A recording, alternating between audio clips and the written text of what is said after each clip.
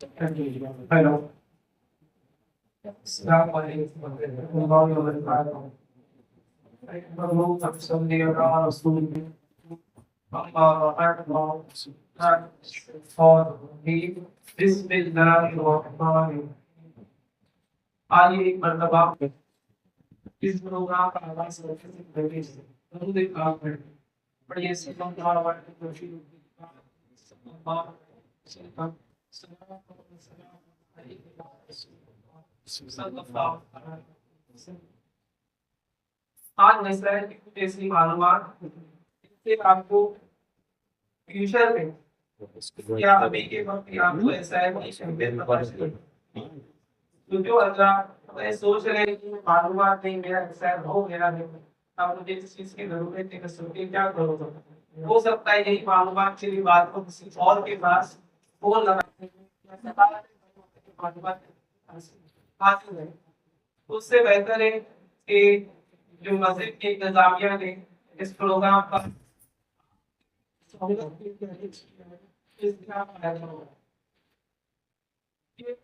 Process इससे पहले भी हमारा प्रोग्राम हो चुका है और इस वक्त हम लोग ने मैपिंग की अहमियत जाने और उस मैपिंग का क्या फायदा हुआ कि आज आपके सामने है कि आज आप 2000 लोग की यानी घूमते रहते और नफसा नफसी का माहौल होता।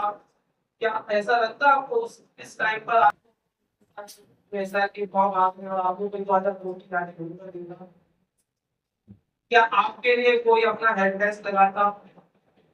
कोई नहीं करता। आज दूसरी जगह यही मामला चालू है, वो बेचारे आप 2002 के थे लेकिन यहाँ दर बदर कितने कोई बेरों के लिए परेशान है, कोई 2002 की आदत के लिए परेशान। और अल्हम्दुलिल्लाह हमारे पंजाब के अक्सर इलाकों में हमारी मस्जिदों की इंतजामिया ने एनजीओ ने हमारे लिए सपोर्ट किया कि हमने हमारी मैपिंग एक महीने के अंदर कंप्लीट करा।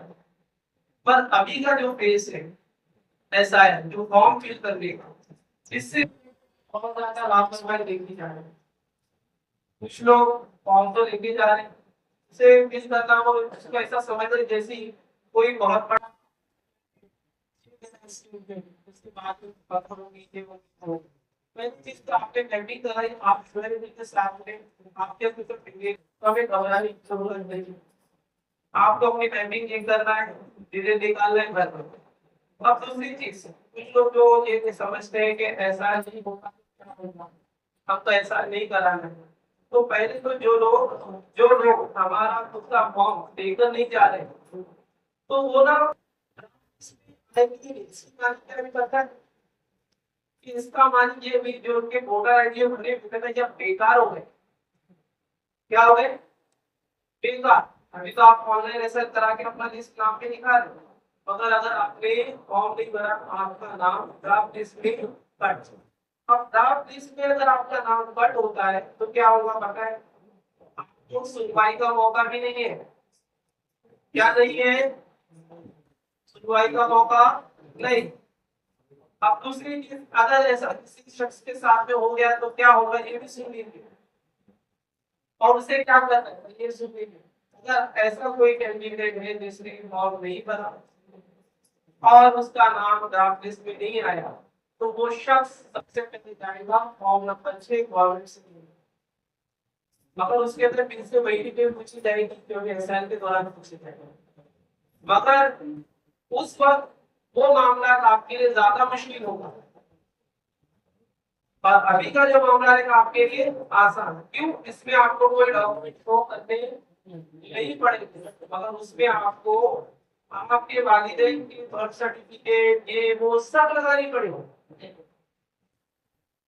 तो इसलिए बेटर क्या फिर आपको ज्यादा तो रहेंगे तो इसलिए अगर कंडीशन से वो कंडीशंस को आपको पूरा क्या करना पड़ेगा, फुलफिल करना। अगर आप नहीं करते हो अभी आप सोचिए क्या आप हिंदुस्तान के वोट्स देने के लिए हकदार है क्या? आप सोचिए अगर किस तरह हम अपने माँ बाप की 2002 की याद का फायदा उठा रहे हैं, क्या आपके बच्चे वो याद का फायदा ऐसा होगा? बल्कि तो आपको अगर कुछ स्कीमों पर लागू करना है तो आपको वोटर आईडी की जरूरत नहीं। जब गवर्नमेंट इसके ऊपर इतना खर्चा कर रही है और इतने मामला इसके ऊपर कर रही है तो बिना वजह नहीं कर रही, इसकी बहुत सारी वजह है। तो अब इसके साथ में गवर्नमेंट आपको हर चीज, गवर्नमेंट ने आपको बीएलओ दिया, गवर्नमेंट ने आपको ऐप दी, गवर्नमेंट ने आपको यादें दी, गवर्नमेंट ने आपको उनका जो है इलेक्शन ऑफिस जो है आपके उसके दरवाजे खोल कर रखे, आपके वोटर आईडी बना रही, सब बना रही। और वोटर कहाँ पर बनी है? हमसे हो रही है। क्या है? हम आज कल करता हूँ, परसों करता हूँ, या फिर किसी की रील्स में देख ली, वो रील्स कौन सी रील्स है, किसने बनाया है, कितनी ऑथेंटिक है, उसमें कितनी सच्चाई है, किसी को नहीं पता। तो वो रील्स देखकर अगर आप अपने फ्यूचर का फैसला कर रहे हो तो मैं कहूंगा कि ऐसे लोग बहुत ही नादान है या कम इल्म है या खुद समझने के बावजूद भी समझ नहीं पा रहे। तो रील्स की नॉलेज को ना देखते हुए जो गवर्नमेंट की साइट पर जो ऑथेंटिक नॉलेज है आप उसको पढ़िए, उससे तमाम एसआर से रिलेटेड, तो आपको इससे कोई नुकसान नहीं है। दूसरों की सुनोगे तो अपना कोई गवर्नमेंट से ऑथराइज पर्सन होगा तो अलग बात है। अब गवर्नमेंट से ऑथराइज पर्सन नहीं है, आप रास्ते पर चलने वाले जो दो लोग जो रील्स बनाते हैं ताकि उनके क्या हो जाए, फॉलोवर्स बढ़ जाए, तो इस हिसाब से रील्स बनाते हैं। उनकी नॉलेज कितनी ऑथेंटिक होती है इसके को शुआ रहता है। तो आपसे मैं ये कहूंगा ऐसा का काम नहीं। अब एक और एक चीज याद रखिए, मैं ये कहता हूँ कि अगर आपके नाम में कुछ लोग एनोमली के नाम से डरेगा और घबराएंगे।